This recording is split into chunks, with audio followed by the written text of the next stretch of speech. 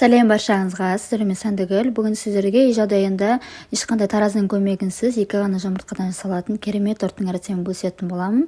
Видеоны соңына дейін көріңіздер. Ең алдымен осындай ыдысымызға екі жұмыртқамызды жарып алатын боламын. Және де осы екі жұмыртқамызды жарып алғаннан кейін үстіне осындай бір касемен шекерімізді салып, жақсылап барлығын араластыратын боламыз.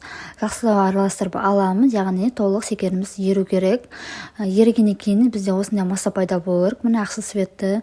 Одан кейін осындай бір кәсе айранымызды және де 3 ас қасықпен сұйық майымызды қосып, тағы да жақсылап араластырып алатын боламыз.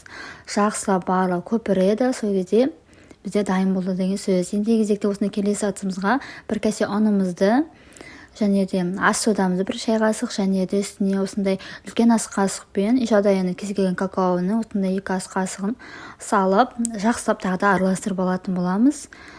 Толық араластырып аламыз және де мен күшті тәтті дәм беру үшін осылай үй жағдайында ванилинді қосып жібердім.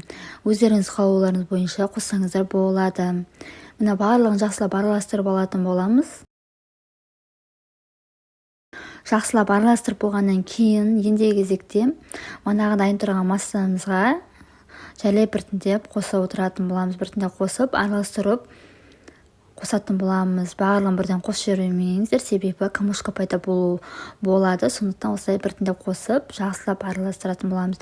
Жақсылап араластырғанда бізде осындай масса пайда болу керек. Міне осындай сұйық масса пайда болады. Көріп тұрғандар, одан кейін осындай ыдысымызға құйып дайындап аламыз. Алдын ала осындай пешімізді мен қосып дайындап алдым. Осындай әсел пешті міне 180 градус температурада және де 40 минутқа қойдым. Осындай әсел пеште 40 минутқа пісіріп аласыздар. Міне осындай масса пайда болды. Осындай ол пісті. Ендігі кезекте осылай үстін тегістеп барлығын алып, осындай блендердің астына салып, қазір блендерден өткізіп алатын боламыз. Осылай барлығын кесіп дайындап аламыз.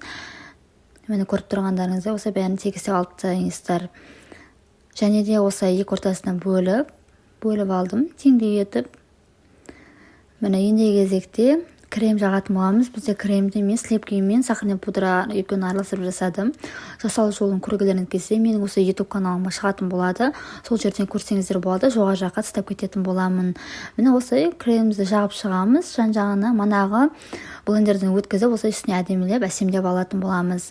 Міне достар, сіздер де жасап көріңіздер, өте дәмді болып шығады. Және де осы крем жаққанда бірден осылай ұсынсаңыздар болады. Отбасыларыңызға өйтіп 3-4 сағатқа холодильникке қалдырып қажет емес. Міне осындай массасы, кремі барлығын толық ұстап тұрады.